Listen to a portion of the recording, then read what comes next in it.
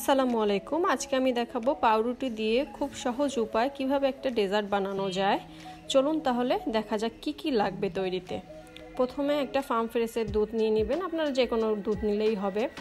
এখন লাগবে একটা পাউরুটি, 1/2 পাউন্ড 1 পাউন্ড, এটা আপনাদের উপর ডিপেন্ড করে। লাগবে সামান্য পরিমাণ চিনি শিরা তৈরি করার জন্য। লাগবে কনডেন্স মিল্ক, এটা ডিপেন্ডস করতেছে আপনি কতটুকু মিষ্টি খাবেন, সেই মিষ্টির উপরে ডিপেন্ডস করতেছে। লাগবে কেওড়ার জল, এটা হচ্ছে কি ফ্লেভারের জন্য, আপনার দুধের সাথে মিক্স করার জন্য, জাস্ট ফ্লেভারটা যেন সুন্দর আসে।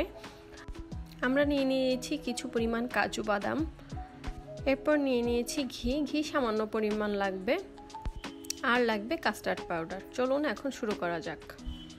প্রথমে একটা প্যানে দুধ দিয়ে দিলাম, সম্পূর্ণ দুধটাই দিয়ে দিতে হবে আপনার। দুধটা এখন হালকাভাবে জাল দিতে হবে এমনভাবে মিডিয়াম আঁচে জাল দিতে হবে যেন একটু হালকা পরিমাণ টেনে আসে। দুধটায় ঘনত্বটা এরকম হালকা টেনে আসার পর আমরা দিয়ে দিব কনডেন্স মিল্ক। এটা আমি আগেই বলেছি, এটা ডিপেন্ডস করে আপনি মিষ্টি কতটুকু খাবেন তার উপরে। বেশি মিষ্টি যারা পছন্দ করেন তারা বেশি মিষ্টি দিবেন, বেশি কনডেন্স মিল্ক। এরপরে 1 চা চামচ দুধের সাথে 2 টেবিল স্পুন আমি কাস্টার্ড পাউডার মিক্সড করে নিচ্ছি এবং নর্মাল পানি দিয়ে সেটাকে মিক্সড করে দিব যাতে এতে কোনো লাম্পস না থাকে। এখন আমি এটাকে পুরো সম্পূর্ণ ঢেলে দিব সেই গরম দুধের মধ্যে। এটা জানি কাস্টার্ড পাউডারটা দিয়েছি জানি ঘনত্বটা বেশি হয়। এখন কিছু পাউরুটি আছে সেটা কেটে রাখবো। এটা আপনার ইচ্ছা মতন যে যেভাবে স্কোয়ারভাবে শেপ করতে পারেন, আপনারা এইভাবে মিডিল থেকে কেটে নিতেও পারেন। এটা ডিপেন্ডস করতেছে আপনি কিভাবে খাবেন তার উপর। এই যে আমি হালকাভাবে কেটে নিচ্ছি।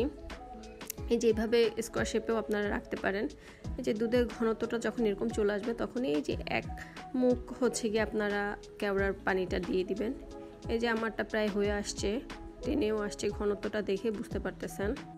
এখন একটা কড়াইতে ঘি দিয়ে দিব সেই কাজু বাদামগুলো ভাজার জন্য। কাজু বাদামগুলো কেটে কুচি কুচি করে রেখেছিলাম, সেটা ভেজে নিব, হালকা লালচে আকার করে ভেজে নিব যাতে উপর ডেকোরেশনের জন্য আমার সুবিধা হয়। যেভাবে লাল হয়ে গেলে এটাকে এতটুকুই লাল করার পর রেখে দিবেন। এখন একটু প্যানে গরম তেল দিয়ে তাতে পাউরুটিগুলো একটু ভেজে নিতে হবে, একটু লালচে করে ভাজতে হবে। এই যে এপিট ওপিট করে হালকা আঁচে ভেজে নেবেন। ভাজাটা যেন একদম পুরো ডুবো তেলে হয়। ভাজার পরে জাস্ট এই যে এরকম ব্রাউন কালার আসবে, কালার আসার পরে এই যেভাবে তুলে রাখবেন ঠান্ডা করার জন্য।